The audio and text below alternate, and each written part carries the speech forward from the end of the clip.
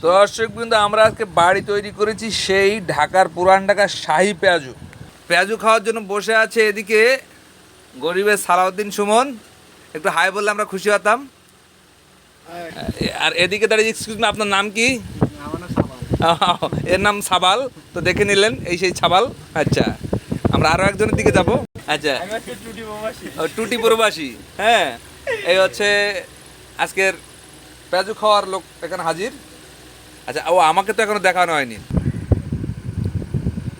আর আমি হচ্ছে, দেখতেই তো পাচ্ছেন, পেঁয়াজু লাভার। কারণ আজকে পেঁয়াজু খাওয়া হবে, কিন্তু পেঁয়াজুর পরিমাণ কম, এই জন্য আপনাদেরকে দাওয়াত দেওয়ার মতন সক্ষমতা আমাদের নেই। এখন পেঁয়াজু ভাগাভাগি হবে, কেউচি দিয়ে কেটে কেটে টুকরো টুকরো করে একটা পাটও যাতে কেউ বেশি না খেতে পারে সেই দিকে আমাদের নজরদারি করবে।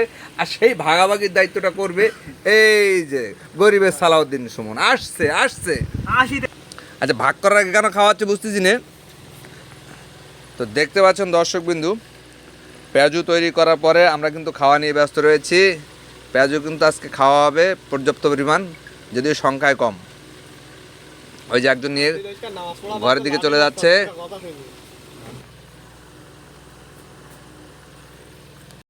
আমি এখনো খাইনি, জন্য আমি টেস্ট করছি। এই যে ও অসাধারণ, অস্থির।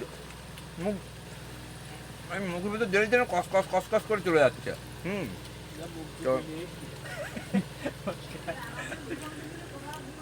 এই যে এদিকে টুটি প্রবাসীও খাচ্ছে,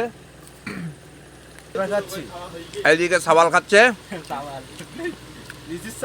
দিস ইজ কল সাবাল। এই যে পেঁয়াজুটা আরেকবার দেখাই। আচ্ছা, ওই যে ওদিকে দূরে একজন ঠ্যাঙের উপর পান আচাচ্ছে, আর পিছনে জানি কিসের একটা তেল রেখে দিয়েছে। ভাই, আপনার পিছনেটা কি? ও পিছনে মধু, না 2 বোতল মধু রেখে দিয়েছে, রসমালাই। হ্যাঁ, আচ্ছা, হেনা কোথায়? হেনা হচ্ছে এখন এই পেঁয়াজুর প্লেটে হেনা চলে এসেছে। আমি একটা বড় দেখে নেই, কারণ ভাগ এখানে প্রায় শেষ হয়ে যাচ্ছে, এটাই লাস্ট অন। আচ্ছা, সাব্বির কিন্তু পিছিয়ে যাচ্ছে খাওয়ায়। আচ্ছা, তো এই যে দেখেন, একটা মুখরোচক পেঁয়াজু আপনারা চাইলেও বাসায় তৈরি করতে পারেন। সম্পূর্ণ আমরা বাসায় তৈরি করেছি, হোমমেড রেসিপি। তো এই রেসিপির ভিতরে কী দিয়েছি সেটা একমাত্র সাব্বির জানে। সাব্বিরের কাছে আমরা যাবো সরাসরি, এর ভিতরে স্পেশাল কী রেসিপি দিয়েছিল যার জন্য এত স্বাদ লাগেছে। এক মুঠো অ্যানাকোন্ডার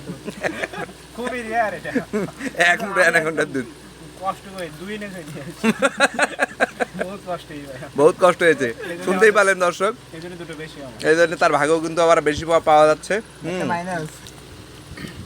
তো এই ছিল রাতের আড্ডার আজকের গল্প কাহিনী।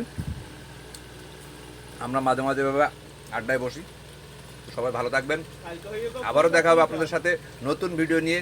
ততক্ষণ পর্যন্ত আল্লাহ হাফেজ।